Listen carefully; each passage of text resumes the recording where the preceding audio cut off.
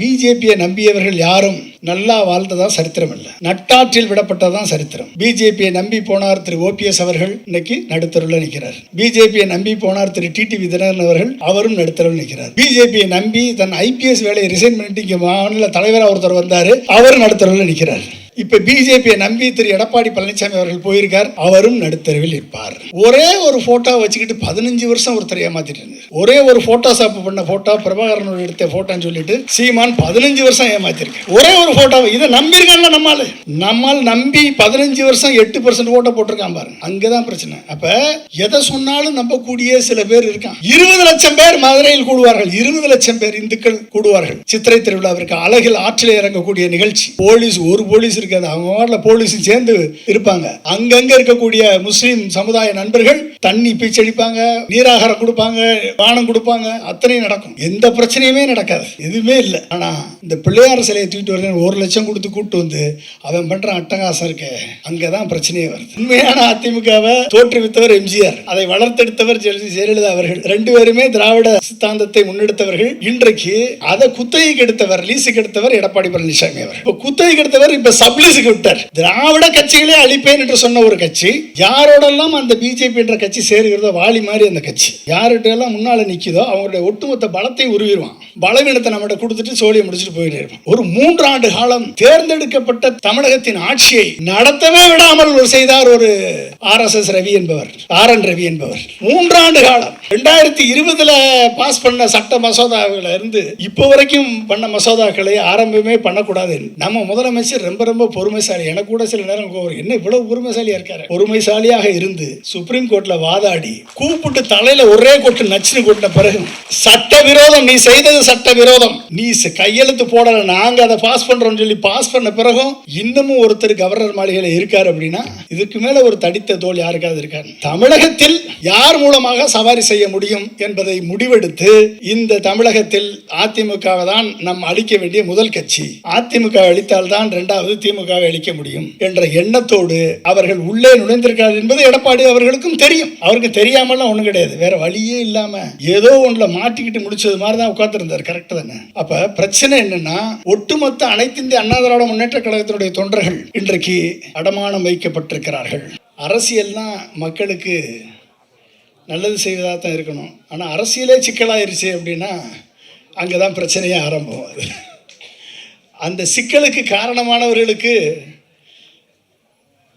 அவர்கள்தான் இன்றைக்கு மத்தியிலே ஆட்சியில் அமர்ந்திருக்கிறார்கள் என்பதை நினைக்கும் பொழுது இந்திய அரசியலே ஒரு சிக்கலாக இருக்கிறது.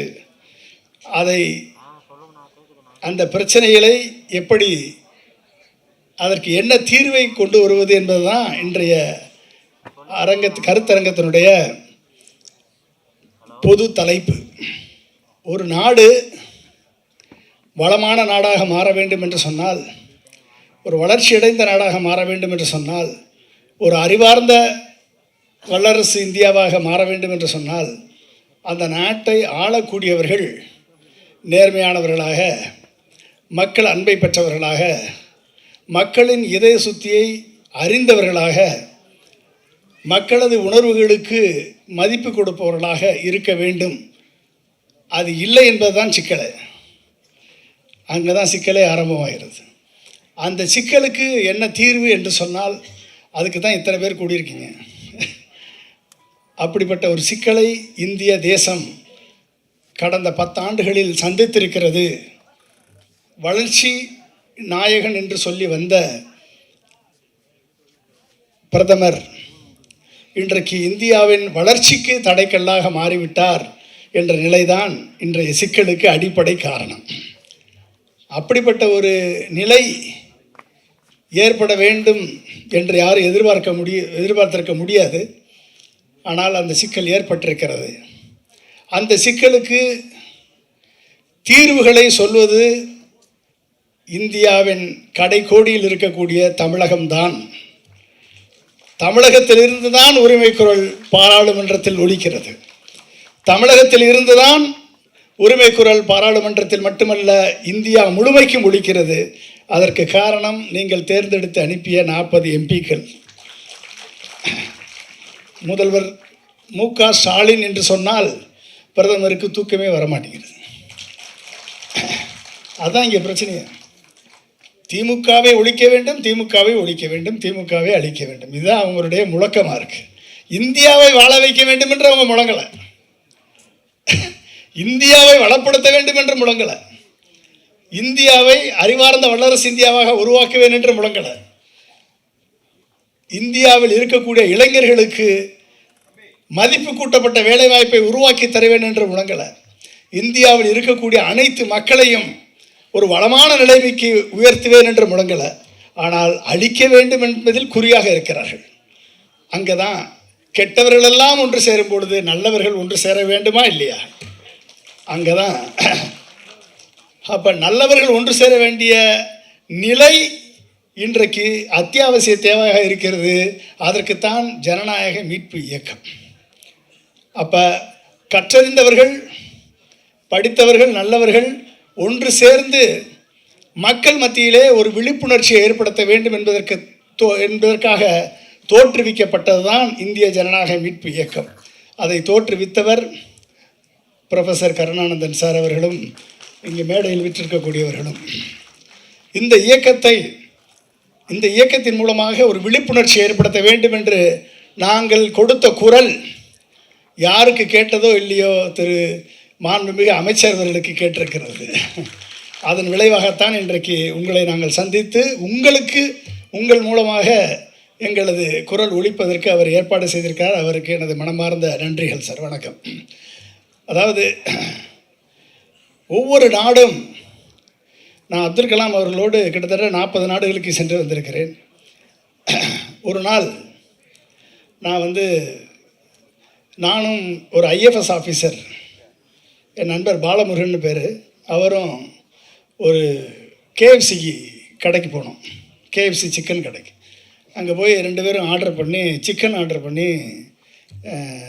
சாப்பிட்டுட்டு இருந்தோம். அப்போ திடீர்னு ஒரு பையன் டொயோட்டா கரோலா காரில் இறங்கினாப்புல. நல்லா டிப்டாப்பாக பேண்ட்டு டிஷர்ட்லாம் போட்டு ரேபன் கிளாஸ் எல்லாம் போட்டு நேராக வந்தவுடனே போய் ஒரு பக்கெட் சிக்கன் வாங்கினான். நாங்கள் ஆளுக்கு 2 சிக்கனை ஒன்று சாப்பிட்டுட்டோம். ஆல்ரெடி ஆளுக்கு ஒன்று தான் வச்சுருக்கோம். முன்னால் உட்கார்ந்த உடனே அவன் ஒரு பக்கெட் சிக்கனை வாங்கி எங்கள் முன்னால் உட்கார்ந்தான். எங்கள் 2 பேருக்கு ஒரு மாதிரியாக போச்சு. என்ன, நம்ம ஒரு பக்கெட் சிக்கனை வாங்கி உட்காந்துருக்கான், நம்ம ஆல்ரெடி சாப்பிட்டோமே அப்படின்னு. உடனே நான் அவர் கேட்டார், என்ன வாங்கிட்டு வந்துடுவா அப்படின்னு கேட்டார். போதுங்க, அவன் சாப்பிட்றான், அவன் நம்ம இதோட போதும் அப்படின்னு நினச்சிட்டு இருந்தோம். வந்த உடனே என்னை பார்த்தான், நான் அவனை பார்த்தோன்னே, சார் உங்களை எங்கேயோ பார்த்துருக்கேன், என் பேர் பொன்ராஜ்ப்பா அப்படின்னு.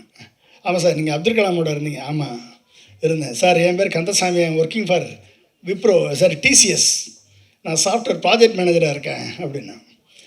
அப்படியா, சரி, எங்கேப்பா ஒர்க் பண்ணுறேன் அப்படின்னா. டிசிஎஸ் இங்கே தான் சென்னையில் ஒர்க் பண்ணுறேன், பட்டு நான் ஆஸ்திரேலியாவில் இருக்கக்கூடிய ப்ராஜெக்டை இங்கேருந்து நான் மேனேஜ் பண்ணுறேன். எனக்கு ஒரு டீம் ஆஸ்திரேலியாவில் ஒர்க் பண்ணுறாங்க, சென்னையில் ஒரு டீம் டைடல் பார்க்கில் ஒர்க் பண்ணுறாங்க என்று சொன்னான். சரி அப்படியா, வெரி குட் அப்படின்னு சொல்லிட்டு உடனே சாம்சங் கேலக்ஸி நோட் 3 எடுத்து அவனுடைய ஃபோன் எடுத்து அவன் இன்டர்நெட்டில் போய் ட்விட்டரு, அவன் ஃபேஸ்புக்கு, இன்ஸ்டாகிராம் எல்லாம் காமிச்சு அவன் ப்ராஜெக்டை பற்றி ஃபுல்லாக எக்ஸ்பிளைன் பண்ணிகிட்டு இருந்தாப்புல. பேசிகிட்டே இருந்தோம். அங்கேருந்து இன்னொரு ஹோண்டா சிட்டி கார் நின்றுது. அதுலேருந்து ஒரு டிப்டாப்பான ஒரு பொண்ணு இறங்குச்சு. கையில் ஹேண்ட்பேக்கு, கழுத்தில் தலையில் ஹெட்ஃபோனு, கையில் ஐஃபோன் வச்சுருந்துச்சு. அது நேராக எங்களை பார்த்து வந்துச்சு. பக்கத்தில் வந்தோடனே, sir she's my girlfriend அப்படின்னா. அந்த பொண்ணு பேர் அன்னபூரணின்னு இன்ட்ரடியூஸ் பண்ணா. ஓ, அப்போ அந்த பொண்ணுக்கு சேர்த்து தான் அந்த ஒரு பக்கெட் சிக்கன் வாங்கியிருக்கான் பொழுது இது அப்படின்னு சொல்லிட்டு, சரி அப்புறமேலே அந்த பொண்ணு இன்ட்ரடியூஸ் பண்ணிச்சு. சரின்னா அது உட்காந்து சாப்பிட்றதுக்குள்ளே டக்குன்னு ஹேண்ட்பேக் ஓப்பன் பண்ணி ஒரு லிப்ஸ்டிக் எடுத்து வாயில் போட்டுச்சு. லிப்ஸ்டிக் எடுத்து வாயில் போட்ட உடனே நான் கேட்டேன், ஏம்மா நீ சாப்பிட்றது சிக்கன் சாப்பிட போகிற, இதுக்கு லிப்ஸ்டிக் இப்போ போடுற, அப்புறமா போடலாமே அப்படின்னு கேட்டேன். இல்லை சார், அப்புறமும் போடுவேன், சாப்பிட்ட பிறகும் போடுவேன் அப்படின்னு. சரி அப்படின்னு பேசிகிட்டே இருந்தோம். பேசிகிட்டே இருக்கும்போது இதில் ஒன்று அப்சர்வ் பண்ணேன் நான். என்னென்னா, அந்த பையன் ஓட்டிகிட்டு வந்த car Toyota Corolla car, made in Japan. அந்த பையன் போட்டிருந்த பேண்ட்டும் டிஷர்ட்டும் யூகேயில் வாங்கணும்னு சொன்னால், probably exported from Coimbatore or திருப்பூர்லேருந்து போயிருக்கும்னு நினைக்கிறேன். அது அவன் போட்டிருந்த Rayban glass made in UK. அந்த பையன் வச்சுருந்த Samsung Galaxy note book made in Samsung, South Korea. அந்த பையன் யூஸ் பண்ண Google, WhatsApp, Twitter, Facebook made in USA. அந்த பொண்ணு ஓட்டிகிட்டு வந்த Honda City car made in Japan. அந்த பொண்ணு வச்சுருந்த iPhone designed in America, patent in America, manufactured in China. அந்த பொண்ணு போட்டிருந்த லொரேல் லிப்ஸ்டிக்கு மேட் இன் ஜெர்மனி. கடைசியில் நான், பாலமுருகன், கந்தசாமி, அன்னபுரட்டி தான் மேட் இன் இந்தியா. மற்ற எல்லாம் மேட் இன் அப்ராடு. புரிஞ்சுக்கிட்டீங்களா? ஒட்டுமொத்த உலகமும் இரவும் பகலும் உழைத்து கொண்டிருக்கிறது. எதற்காக தெரியுமா? 125 கோடி மக்கள், 140 கோடி ஆயிடுச்சு. இப்போ 140 கோடி இந்திய மக்கள் என்ன உடை உடுத்த வேண்டும், என்ன உணவு சாப்பிட வேண்டும், என்ன பல்லு டூத் பேஸ்ட் விளக்கணும், என்ன கண்ணாடி போடணும், என்ன கூல்ட்ரிங்க்ஸ் சாப்பிடணும், என்ன கார் ஓட்டணும், என்ன மொபைல் ஃபோன் வைக்கணும், இதுக்கு ஒட்டுமொத்த உலகமும் உழைத்து கொண்டிருக்கிறது. ஏன்னா because India is a big market. India is a big market. இந்தியாவோட வருமானத்தை வைத்து ஒட்டுமொத்த உலகமும் இன்றைக்கு செழித்து வளர்ந்து கொண்டிருக்கிறது. OECD countries, organisation for economic cooperation and டெவலப்மெண்ட்டுடைய ஓஇசிடி கண்ட்ரிஸ், யூரோப்பியன் கண்ட்ரிஸுடைய per capita income, average per capita income $46,000. $46,000. லக்சம்பர்க்கினுடைய பெர் கேபிட்டா இன்கம் $1,92,000. இந்தியாவினுடைய பெர் கேபிட்டா இன்கம் $2,400. $2,400. தமிழ்நாட்டினுடைய பெர் கேபிட்டா இன்கம் எவ்வளோ தெரியுமா? $3,15,000. இந்தியாவுடைய பெர் கேபிட்டா இன்கம் $1,70,000. இந்தியாவை விட தமிழகம் டபுள். ஓகே, ஒட்டுமொத்த உலகமும் இந்தியாவுக்காக உழைச்சிக்கிட்டு இருக்கு. இந்தியாவில் இருந்து அப்துல் கலாம் முதல் SLV-3 ராக்கெட்டை அனுப்பி இன்றைக்கி செவ்வாய் கிரகத்தில் போய் நம்மளுடைய ராக்கெட் மங்கள்யான் போய் இறங்கிருச்சு. 3 சந்திராயன் 3 வந்து நிலாவில் இறங்கி தண்ணீர் இருப்பதை கண்டறிந்த முதல் நாடு இந்தியா. இத்தனை வேலை நம்ம பண்ணிட்டோம். அவன் இன்னமும் இந்தியை திணிக்கணும்னு கஷ்டப்பட்டு முயற்சி பண்ணிகிட்டே இருக்கான். அது இந்தியை திணிப்பதற்கு நம்ம எங்கேயோ போயாச்சு. ஆனால் இந்த மத்திய அரசு தமிழகத்தில் எப்படியாவது இந்தியை திணிச்சிடணும் அப்படின்னு சொல்லி இவ்வளோ கஷ்டப்பட்டு முயற்சி பண்ணிகிட்டே இருக்கான். தமிழ்நாட்டை எப்படியாவது பிடித்து விட வேண்டும் என்று முயற்சித்து இருக்கிறாங்க. அப்படின்னு என்ன அர்த்தம் பாருங்கள். தமிழ்நாட்டில் இங்கே தூக்கமே வரல ஒரு பிரைம் மினிஸ்டருக்கு. மு.க. ஸ்டாலின் என்று பார்த்தால், முத்துவேல் கருணாநிதி ஸ்டாலின் என்று பார்த்தாலே அங்கே ஒரு தூக்கம் வர மாட்டேங்குது. ஏன் வர மாட்டேங்குது அப்படின்னா, அவர் அழைத்தால் ஃபேர் டீலிமிட்டேஷன் என்று சொன்னால் ஒட்டுமொத்த முதலமைச்சர்கள் 9 மாநில முதலமைச்சர்கள் தமிழ்நாட்டுக்கு வராங்க. அவர் கேட்பது ஃபேர் டீலிமிட்டேஷன் தான் கேட்குறாரு. தொகுதி சீரமைப்பு சரியாக இருக்கணும் தானே கேட்குறாரு. நியாயமான கோரிக்கை அவர் கேட்கும் பொழுது அவர் இங்கு இருக்கக்கூடாது, தமிழகத்தில் ஆட்சியில் அமரக்கூடாது. ஒரு 3 ஆண்டு காலம் தேர்ந்தெடுக்கப்பட்ட தமிழகத்தின் ஆட்சியை நடத்தவே விடாமல் செய்தார் ஒரு RSS ரவி என்பவர், RN ரவி என்பவர். நடத்தவே விடக்கூடாது என்று 3 ஆண்டு காலம் 2020 பாஸ் பண்ண சட்ட மசோதாவில் இருந்து இப்போ வரைக்கும் பண்ண மசோதாக்களை ஆரம்பமே பண்ணக்கூடாது. நம்ம முதலமைச்சர் ரொம்ப ரொம்ப பொறுமைசாலி. எனக்கு கூட சில நேரம் என்ன இவ்வளோ பொறுமைசாலியாக இருக்கார். பொறுமைசாலியாக இருந்து சுப்ரீம் கோர்ட்டில் வாதாடி கூப்பிட்டு தலையில் ஒரே கொட்டு நச்சுன்னு கொட்டின பிறகு சட்டவிரோதம், நீ செய்தது சட்டவிரோதம், நீ கையெழுத்து போடலை, நாங்கள் அதை பாஸ் பண்ணுறோம்னு சொல்லி பாஸ் பண்ண பிறகும் இன்னமும் ஒருத்தர் கவர்னர் மாளிகையில் இருக்கார் அப்படின்னா இதுக்கு மேலே ஒரு தடித்த தோல் யாருக்காவது இருக்காரு? இதற்கு மேல் யாராவது இருப்பாங்களா? நார்மலாக வந்து ஒரு எத்திக்ஸ், அதாவது கான்ஸ்டிடியூஷனல் போஸ்ட்டை அலங்கரிக்கக்கூடிய ஒரு பிரசிடெண்ட்டோ ஒரு கவர்னரோ சட்டவிரோதம் என்று கோர்ட் சொல்லும் பொழுது எத்திக்ஸ் படி, நியாயப்படி அடுத்த நிமிடம் அவர்கள் பதவி விலக வேண்டும். அடுத்த நிமிடம் பதவி விலக வேண்டும். ஆனால் இவர்களிடம் அதை எதிர்பார்ப்பது கஷ்டம். இன்னும் உட்கார்ந்துருக்காங்க அப்படின்னா இப்படிப்பட்ட சூழல் தான் அரசியல் சிக்கலான சூழல். ஒரு தேர்ந்தெடுக்கப்பட்ட மக்களால் தேர்ந்தெடுக்கப்பட்ட அரசாங்கத்தை நடத்த விட மாட்டேன் என்று ஒரு கான்ஸ்டிடியூஷனல் பதவி வகிக்கக்கூடிய ஒரு ஆளுநர் சொல்லி ஒட்டுமொத்த பல்கலைக்கழகத்தினுடைய செயல்பாட்டை செயல்பட விடாமல் செய்யக்கூடிய ஒரு ஆளுநர் இங்கு இருக்க முடியும், செயல்பட முடியும் என்று சொன்னால், அப்படிப்பட்ட இந்தியா தான் மிகப்பெரிய சிக்கலை எதிர்நோக்கி கொண்டிருக்கிறது. அப்போ என்ன அர்த்தம்? ஒட்டுமொத்த இந்தியாவும் வளர வேண்டும் என்று நினைக்கக்கூடியவராக பிரதமர் இருப்பார் என்று நினைத்தால் இவருக்கு கிடைத்த குட்டு அல்ல அது. இவரை ஆட்டுவிக்கக்கூடிய ஹோம் மினிஸ்டருக்கும் பிரைம் மினிஸ்டருக்கும் கிடைத்த குட்டு தான் அது. அப்படின்னா நார்மலாக அவங்க தான் பதவியில் இருக்கணும். நடக்கலை. இத்தனைக்கும் இவ்வளவு பிரச்சனைகளுக்கு மத்தியிலும் ஒட்டுமொத்த இந்தியாவின் பட்ஜெட், எஜுகேஷன் பட்ஜெட் 75,000 கோடி, தமிழகத்தினுடைய எஜுகேஷன் பட்ஜெட் 45,000 கோடி. நீங்கள் ஒட்டுமொத்த உலகமும் சஸ்டைனபிள் டெவலப்மெண்ட் கோல்ஸில் நீடித்த நிலையான வளர்ச்சியின் குறியீட்டை எந்த நாடு முதலில் அச்சீவ் பண்ணுகிறதோ அந்த நாடு தான் வளர்ந்த நாடு என்று வேர்ல்டு ஹெல்த் ஆர்கனைசேஷனும் யுனைடெட் நேஷனும் ஒரு 17 கோல்ஸை டிசைன் பண்ணியிருக்காங்க. அந்த 17 கோல்ஸில் முதல் மாநிலமாக இருப்பது தமிழகம். அச்சீவ் பண்ணதில் ஆக்சுவலாக 4வது ரேங்க். அது 4வது ரேங்க்னா சின்ன சின்ன மாநிலங்கள் சிறிய மாநிலங்கள் வகையில் வரும். பெரிய மாநிலங்களில் முதல் மாநிலமாக இருப்பது தமிழகம். அதில் முதல் கோல் மினிஸ்டர் ஒதுக்கக்கூடிய health and wellbeing. First goal health and wellbeing. அடுத்த கோல் நீங்கள் பார்த்தீங்க அப்படின்னா கிட்டத்தட்ட 6 கோலில் தமிழகம் முதலில் இருக்கிறது. 174 மதிப்பெண்களை பெற்று இந்தியாவில் முதல் மாநிலமாக தமிழகம் இருக்கிறது. Sustainable development goals. அப்போ இந்தியாவிற்கு அடையாளத்தை காண்பிக்கக்கூடிய முதல் மாநிலமாக இருக்கக்கூடிய மாநிலம் தமிழகம் என்று சொன்னால், இந்த தமிழகத்தில் ஆட்சி புரியக்கூடிய திமுகவை அகற்ற வேண்டும் என்று சொல்வது எந்த வகையில் அது ஒரு அரசியலிலே ஒரு மோசமான நடவடிக்கை ஆகும். அப்போ அந்த சிக்கல் தான் இப்போ அவங்களுக்கு மிகப்பெரிய சிக்கலாக இருக்கு.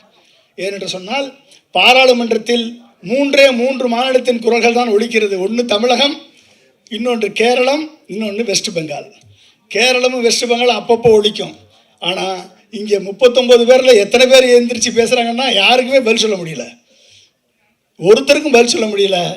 அப்போ அந்த அளவிற்கு உரிமை குரல் ஒலிக்கிறது. இந்த உரிமை குரலை ஒலிக்க வேண்டும், இந்த உரிமை குரலை அடக்க வேண்டும் என்று நினைப்பதின் காரணமாகத்தான் திராவிட கட்சிகளையே ஒழிப்பேன் என்று சூடுரைத்த பிஜேபி இன்றைக்கு திராவிட கட்சிகளில் ஒன்றான அதிமுகவை கபலீகரம் செய்து அந்த அதிமுக இப்போதைக்கு லீஸ்க்கு விடப்பட்டிருக்கிறது. ஏற்கனவே அதாவது உண்மையான அதிமுகவை தோற்றுவித்தவர் எம்ஜிஆர், அதை வளர்த்தெடுத்தவர் ஜெயலலிதா அவர்கள். 2 பேருமே திராவிட சித்தாந்தத்தை முன்னெடுத்தவர்கள். இன்றைக்கு அதை குத்தகைக்கு எடுத்தவர், லீஸுக்கு எடுத்தவர் எடப்பாடி பழனிசாமி அவர்கள். அப்போ குத்தகைக்கு எடுத்தவர் இப்போ சப்லீஸுக்கு விட்டார். அதுதான் பிரச்சனை. சப்லீஸுக்கு விட்டதுனால தான் விட்டு பக்கத்தில் கூட்டு அழைத்து வரவில்லை, என்னை இழுத்து வர செய்திருக்கிறீர்கள். பக்கத்தில் உட்காந்து பேச பிடிஞ்சு அவரால்.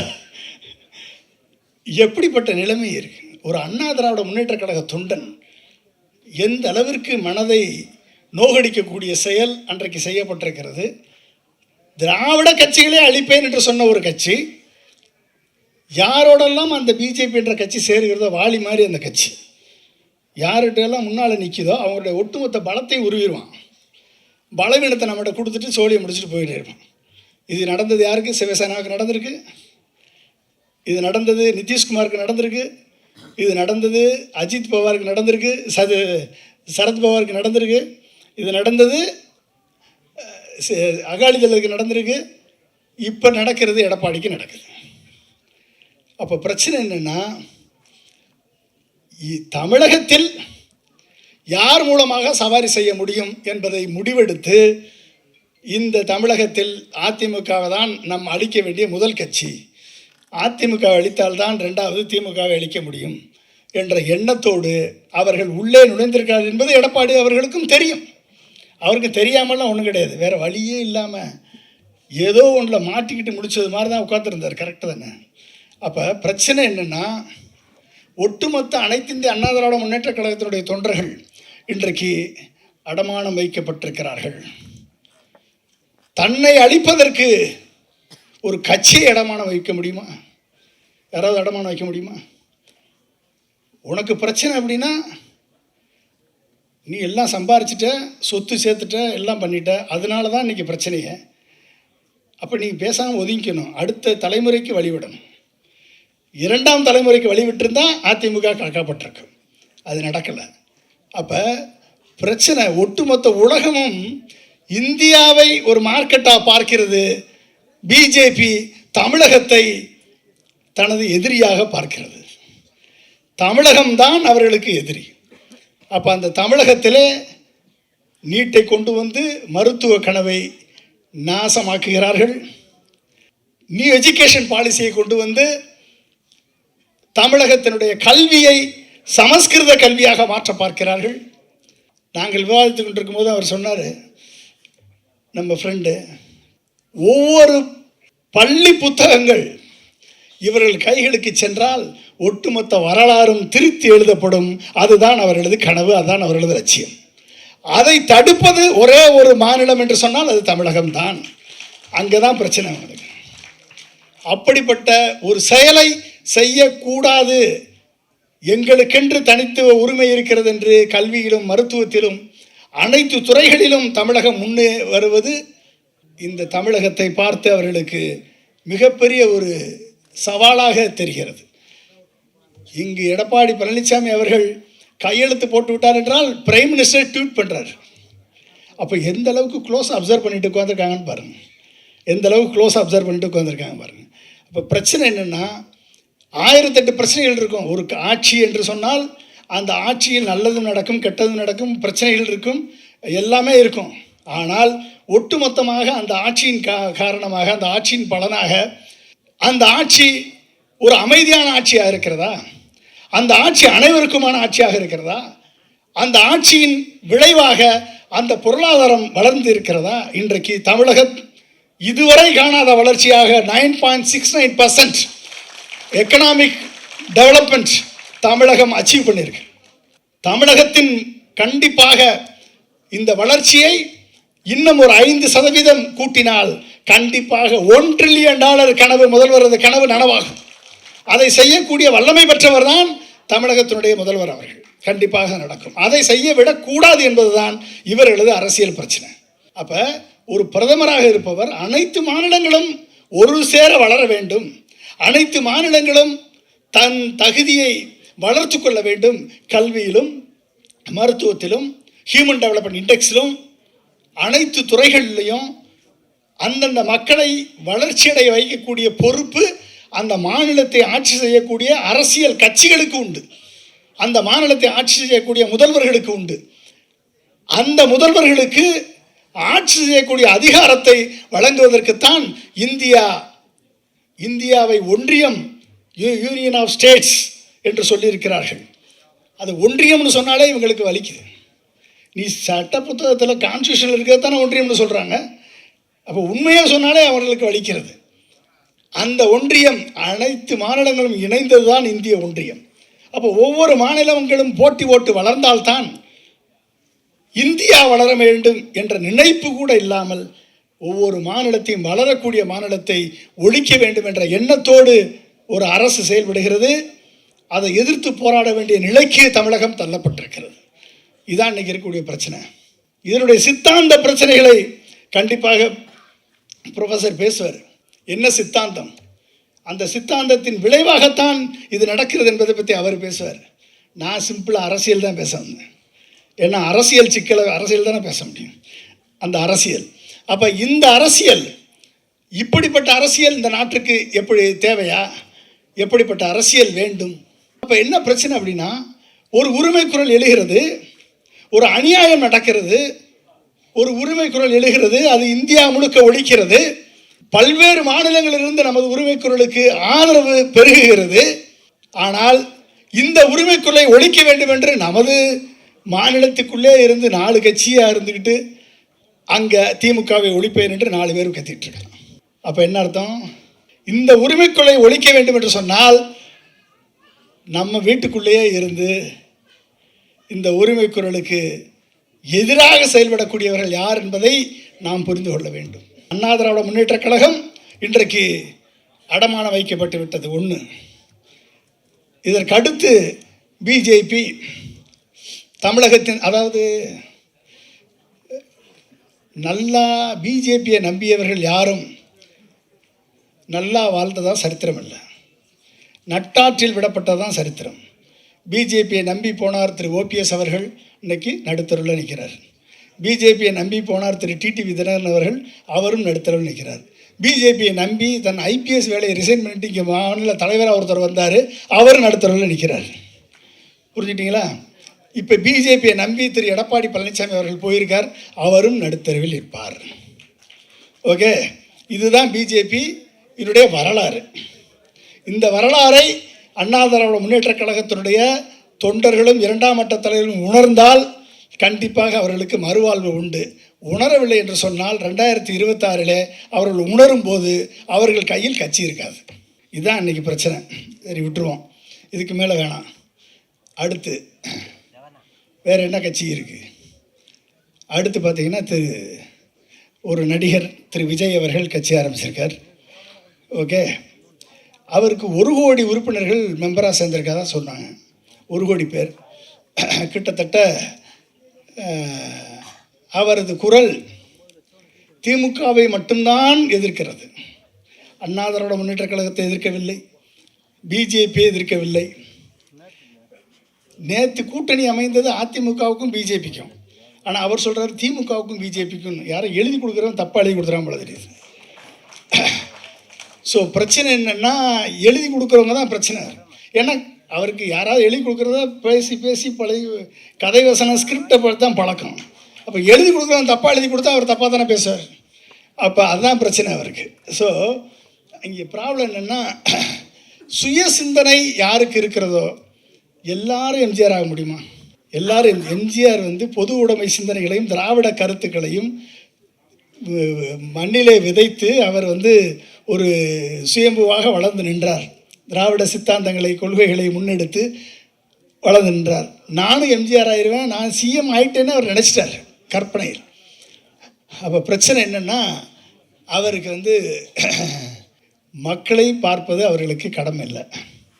நீங்கள் அண்ணாவாக இருக்கட்டும், கலைஞர் கருணாநிதியாக இருக்கட்டும், எம்ஜிஆராக இருக்கட்டும், அத்தனை பேருக்கும் இன்றைக்கி மேடையில் ஒரு அதிசயத்தை பார்த்தேன் நான். ஏன்னா அதுதான் திராவிட முன்னேற்ற கழகத்தினுடைய தனித்தன்மை. ஏன்னா நம்ம மாண்புமிகு அமைச்சர் கையில் ஒன்றுமே இல்லை, ஆனால் எல்லார் பேரையும் சொன்னார் இல்லையா? இதுதான் மக்கள் சேவை, இதுதான் மக்களுடைய பணி. அந்த நிலைமை இருக்கக்கூடிய மாவட்ட செயலரில் 10 பேரை விஜயால சொல்ல முடியுமா? ஏன்னா மக்களோடு மக்களாக அண்ணா சொன்னார், சிவபிரகாசம் சார் சொன்னார், அண்ணா சொன்னார் எப்படி பழக வேண்டும் என்று. மக்களோடு மக்களாக, மக்களோடு இணைந்து, for the people, by the people, of the people, but with the people, மக்களோடு இணைந்து நடப்பேன் என்று சொல்லி வந்ததுனால தான் இன்றைக்கி இந்த ஒட்டுமொத்த அரங்கம் நிறைந்திருக்கிறது. காரணம் அவரது ஒரு வார்த்தை ஒட்டுமொத்த அரங்கத்தை நிறைந்திருக்கிறது. இதுதான் மக்கள் பணி. அந்த மக்கள் பணியை செய்யக்கூடிய திராவிட முன்னேற்ற கழகமும், அப்படி வளர்க்கப்பட்ட அனைத்து இந்திய அண்ணா திராவிட முன்னேற்ற கழகமும் இதற்கு ஈக்குவலாக விஜய் வருவார் என்று சொன்னால், என்னைக்காவது விஜய் ஒரு ரசிகர் மன்ற விழாவிற்கு ரசிகனுடைய இறப்பிற்கும் கல்யாணத்துக்கும் போயிருக்காரா? சொல்லுங்க பாப்போம். ஒரு ரசிகனுடைய இறப்பிற்கும் கல்யாணத்திற்கும் போயிருக்காங்களா இது வரைக்கும்? எக்ஸப்ட் ஆடியோ ஃபங்க்ஷனை தவிர எதற்கும் போனது கிடையாது. எதற்கும் போகாதவர்கள் முதலமைச்சராக கனவு கொண்டு கொண்டிருக்கிறார்கள். இதுதான் இங்கே பிரச்சனையே. 1 கோடி பேர் மெம்பராக இருக்கணும் அப்படின்னா ஒரு தொகுதியில் 234 தொகுதியில் 40,000 ஓட்டு இருக்கணும். 40,000 ஓட்டு இருக்கணும். விக்கிரவாண்டியிலையும் நம்ம ஈரோடு கிழக்கிலையும் யாருக்கும் ஓட்டு போடணும்னா எதுக்கு ஓட்டு போடணும்? நோட்டாவுக்கு தானே போடணும். அப்போ நோட்டாவுக்கு 40,000 வந்திருக்கணுமா இல்லையா? 40,000 கூட விடுங்க, 20,000 வந்திருக்கணுமா இல்லையா? எவ்வளோ வந்துச்சு? 5,500 6,000 ஓட்டு வந்துச்சு. அப்போ 3.9% தான் ஓட்டு. இந்த 3.9% ஓட்டை வச்சுக்கிட்டு இந்த கனவுகளை கண்டு கொண்டிருக்கக்கூடிய அவர்கள் இந்த உரிமை குரலுக்கு எதிராக முழங்கும் பொழுது யாரைத்தான் நம்புறது? எத்தனை பேரை தான் நம்பி பின்னால் போகிறது? ஒரே ஒரு ஃபோட்டோ வச்சுக்கிட்டு 15 வருஷம் ஒருத்தர் ஏமாற்றிட்டு இருந்தார். ஒரே ஒரு ஃபோட்டோஷாப் பண்ண ஃபோட்டோ, பிரபாகரனோட எடுத்த ஃபோட்டோன்னு சொல்லிட்டு சீமான் 15 வருஷம் ஏமாற்றிருக்கேன். ஒரே ஒரு ஃபோட்டோவை இதை நம்பியிருக்கான்ல நம்மால் நம்பி 15 வருஷம் 8% ஓட்டை போட்டிருக்கான் பாருங்க. அங்கே தான் பிரச்சனை. அப்போ எதை சொன்னாலும் நம்பக்கூடிய சில பேர் இருக்கான். அப்போ எதை சொன்னாலும் நம்பக்கூடிய சில பேர் இருக்கான் அப்படின்னா வர்றவன் போகிறவன்லாம் வந்து ஏதாவது வாய் முழங்க கொள்கை முழங்க பேசிட்டா ஹிட்லர் கூட தான் நல்லா பேசுவார். ஹிட்லர்கிட்ட போன நாடு என்னாச்சு? அப்போ மோடி கூட தான் நல்லா பேசுவார், கண்ணாடியை வச்சுட்டு. 2 பக்கமும் மிரர் இருக்கும். நல்லா இங்கிட்டும் பேசுவார், அங்கிட்டும் பேசுவார். அதான் அழகாக பேசுகிறான்றான். எனக்கு தான் தெரியும் இது எப்படி ஆப்ரேட் பண்ணுறது. ஸோ அதாவது வாய்கிழிய பேசுபவர்கள், வெட்டி பேச்சு பேசுபவர்கள், இவர்களையெல்லாம் பார்த்து நம்பக்கூடிய ஒரு கூட்டம் இருக்கிறது. இளைஞர்களே, நீங்கள் கொஞ்சம் அறிவார்ந்து சிந்திக்கக்கூடியவர்களாக இருக்க வேண்டும் என்பதற்கு தான் இதை நான் சொல்ல வரேன். அறிவார்ந்து சிந்திக்கக்கூடியவர்களாக நீங்கள் இருக்க வேண்டும். இல்லைன்னா 15 வருஷத்தை தொலைச்சிருவீங்க. கொஞ்சம் ஏமாந்தீங்கன்னா அடுத்த 5 வருஷத்தை தொலைச்சிருவீங்க. உங்களுடைய எதிர்காலத்தை தொலைத்து விட்டு நீங்கள் ஏமாந்தால் உங்கள் எதிர்காலம் தொலைக்கப்படும். உங்கள் எதிர்காலம் மட்டுமல்ல, உங்கள் குழந்தைகளின் எதிர்காலமும் சேர்த்து தொலைக்கப்படும். இதைத்தான் நீங்கள் உணர வேண்டும். ஒரு தலைவன் என்றால் அந்த தலைவனுக்கு ஒரு தொலைநோக்கு பார்வை வேண்டும். ஒரு தலைவன் என்றால் தைரியமான முடிவுகள் எடுக்கக்கூடிய வல்லமை பெற்றவனாக அந்த தலைவன் இருக்க வேண்டும். ஒரு தலைவன் என்று சொன்னால் நேர்மையாக உழைத்து நேர்மையாக வெற்றி பெறக்கூடிய வல்லமை பெற்றவராக தலைவன் இருக்க வேண்டும். ஒரு தலைவன் என்று சொன்னால் தோல்வியை தனதாக்கி கொண்டு வெற்றியை தன் உடன் பணிபுரிந்தவர்களுக்கு கொடுக்கக்கூடியவன் எவனோ அவன்தான் தலைவன். இப்படிப்பட்ட பக்குவத்தை கொண்டவர்களாக தலைவர்கள் இருக்க வேண்டும் என்பதை அறிந்து கொண்டு நீங்கள் புரிந்து கொண்டு செயல்பட்டால்தான் அந்த தலைவருக்கான பண்பு நலன்களை நீங்கள் உணர முடியும். அவர்களை நீங்கள் தலைவர்களாக ஏற்றுக்கொள்ள முடியும். தமிழகம் இதில் என்றைக்கும் சோடை போனதில்லை, இதுவரை சோடை போனதில்லை. தமிழகம் சரியான தலைவனுக்கு பின்னால் அணிவகுக்கும். அந்த நிலையை மாற்ற வேண்டும் என்று தான் சிலர் துடிக்கிறார்களே ஒழிய, நண்பர்களே, இன்றைய தமிழகத்தில் மத்திய அரசு செய்யக்கூடிய, ஒன்றிய அரசு செய்யக்கூடிய அனைத்து கொள்கை திணிப்புகளும், இது அனைத்துமே தமிழக மக்களை மட்டுமல்ல, ஒட்டுமொத்த இந்திய மக்களை அடுத்த 20 ஆண்டு 30 ஆண்டுகளுக்கு பின்பாக அழைத்து செல்லக்கூடிய அனைத்து வேலைகளையும் திட்டமிட்டு செயலாற்றி கொண்டு வருகிறது, கொள்கையாக செயல்படுத்தி கொண்டு வருகிறார்கள். எனவே அதை எதிர்க்கக்கூடிய வல்லமை பெற்றவர்களாக தமிழகத்தினுடைய தலைவர் இருந்தால் மட்டும்தான், உரிமை குரலை ஒழித்தால் மட்டும்தான் இன்றைய அரசியல் பிரச்சனைகளுக்கு, சிக்கல்களுக்கு தீர்வுகள் காண முடியும். சரி, இப்போ வரக்கூடிய தலைவர்கள் யாராக இருந்தாலும் இருக்கட்டும், நான் முதலமைச்சர் என்று எத்தனை பேர் கனவு கண்டுட்டு இருக்காங்க. நான் கேட்குறேன், இந்த முதலமைச்சர், தமிழக முதலமைச்சர் இன்னைக்கு எத்தனை ஸ்கீம் போட்டிருக்காரு? இல்லம் தேடி மருத்துவம், நான் முதல்வன் ஸ்கீமு, மகளிருக்கு உரிமை தொகை, இப்படி சொன்னால் எக்கச்சக்கமாக சொல்லிகிட்டே போகலாம், எல்லாம் உங்களுக்கு தெரியும். இதற்கு மேலே ஏதாவது ஒரு ஸ்கீம் இருந்தால் சொல்லுங்க. இதற்கு மேலே ஏதாவது ஒரு ஸ்கீம் முன்னால் வெல்ஃபேர் ஸ்கீம் போட முடியும் அப்படின்னா நீங்கள் சொல்லுங்கள். 1. 2, தமிழகத்தில் 1008 பிரச்சனைகள் இருக்குது, இல்லைன்னு சொல்லலை. இந்த பிரச்சனைகளுக்கு தீர்வு காணக்கூடிய ஏதாவது ஒரு தீர்வு உங்கள்கிட்ட இருக்கா? ஹையர் எஜுகேஷனில் பிரச்சனை இருக்குது, தீர்வு இருக்கா உங்கள்கிட்ட? அண்ணாமலைகிட்ட தீர்வு இருக்கா? சீமான்கிட்ட தீர்வு இருக்கா? விஜய்கிட்ட தீர்வு இருக்கா? சொல்லுங்கள். லா அண்ட் ஆர்டர் பிரச்சனை, சட்டம் ஒழுங்கு பிரச்சனை இருக்குன்னு சொல்கிறீங்க. சட்டம் ஒழுங்கு பிரச்சனை இருந்தால் எப்படி பொருளாதார வளர்ச்சி 9.69% ஆகும்? அமைதி இல்லை ஒரு மாநிலத்தில் அப்படின்னா பொருளாதாரம் எப்படி வளரும்? எப்படி வளரும்? அப்போ பொருளாதார வளர்ச்சியுடைய குறியீடு தமிழகம் சொன்னதாவது இல்லையே, மத்திய அரசு சொன்னதானே அது. ஒவ்வொரு துறையிலையும் தமிழகம் வளர்ந்திருக்கிறது என்று சொன்னால் பிரச்சனைகள் இருக்கும், குற்றச் செயல்கள் நடக்கும், எல்லாம் நடக்கத்தான் செய்யும். ஆனால் அந்த பிரச்சனைகள் குற்றச் செயல்கள் நடக்கும் பொழுது இம்மிடியேட்டாக ஆக்ஷன் எடுத்திருக்கா இல்லையா, அங்கே தான் பார்க்கணும். உத்தரப்பிரதேசம் மாதிரி, பிஜேபி ஆளக்கூடிய மாநிலங்கள் மாதிரி சட்டம் ஒழுங்கை அனைத்தையும் காற்றில் பறக்க விட்டு மணிப்பூரில் பெண்களை நிர்வாணமாக விரட்டி வன்கொடுமை செய்தார்களே, அது நடக்க வேண்டுமா தமிழகத்தில்? ஒட்டுமொத்த சித்திரை, இந்த மாதம் சித்திரை வரப்போகுது, சித்திரை 20 லட்சம் பேர் மதுரையில் கூடுவார்கள். 20 லட்சம் பேர் இந்துக்கள் கூடுவார்கள் சித்திரை திருவிழாவிற்கு. அழகில் ஆற்றில் இறங்கக்கூடிய நிகழ்ச்சி. போலீஸ், ஒரு போலீஸ் இருக்காது, அவங்க வாரில் போலீஸும் சேர்ந்து இருப்பாங்க. அங்கங்கே இருக்கக்கூடிய முஸ்லீம் சமுதாய நண்பர்கள் தண்ணி பீச்சடிப்பாங்க, நீராகாரம் கொடுப்பாங்க, பானம் கொடுப்பாங்க, அத்தனையும் நடக்கும். எந்த பிரச்சனையுமே நடக்காது, எதுவுமே இல்லை. ஆனால் இந்த பிள்ளையார் சிலையை தூக்கிட்டு வருது 1 லட்சம் கொடுத்து கூப்பிட்டு வந்து அவன் பண்ணுற அட்டகாசம் இருக்கே, அங்கே தான் பிரச்சனையே வருது. தமிழகம் ஒரு நல்லிணக்கமான மாநிலம்.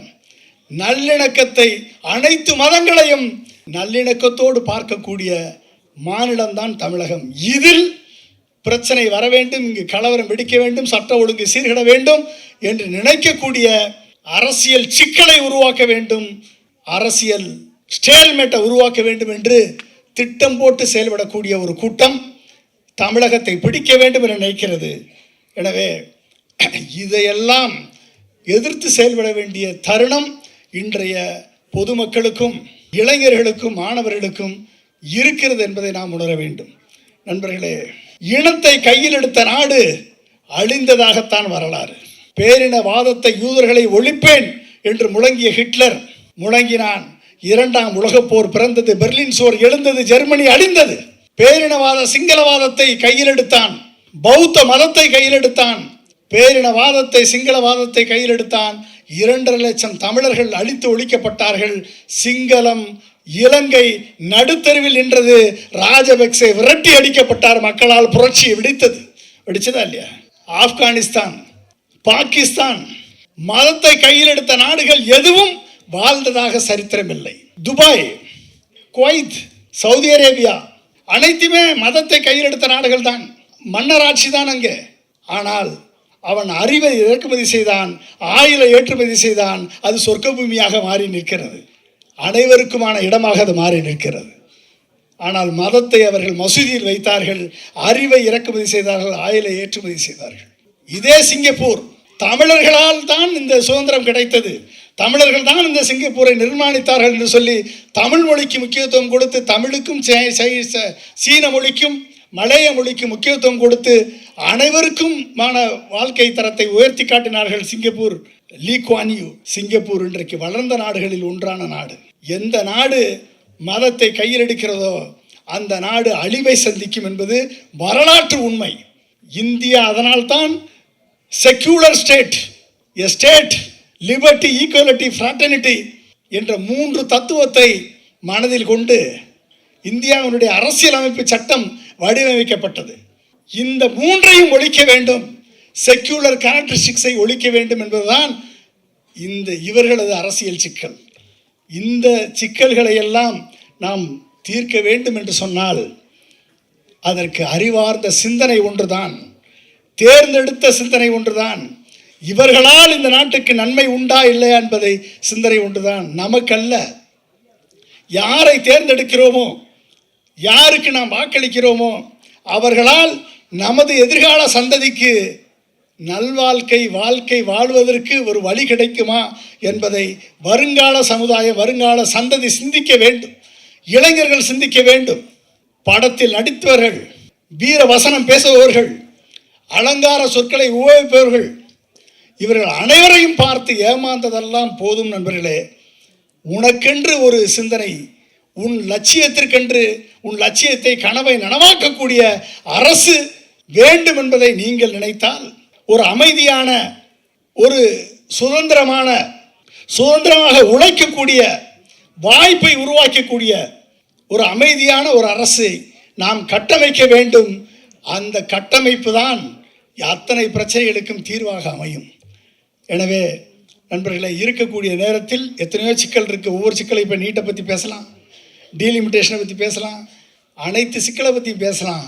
ஆனால் எல்லா சிக்கல்களுக்கும் தீர்வு நீங்கள் தேர்ந்தெடுக்கக்கூடிய தலைவன் உண்மையான தலைவனாக, நேர்மையான தலைவனாக, அனைத்து மக்களையும் அரவணைத்து செல்லக்கூடிய தலைவனாக இருந்தால் கண்டிப்பாக அந்த அனைத்து அரசியல் சிக்கல்களுக்கும் அது தீர்வாக அமையும் என்பதை சொல்லி, நண்பர்களே, உறக்கத்தில் வருவதல்ல கனவு, உன்னை உறங்க விடாமல் செய்வதுதான் கனவு என்று சொன்னார் அப்துல் கலாம் அவர்கள்.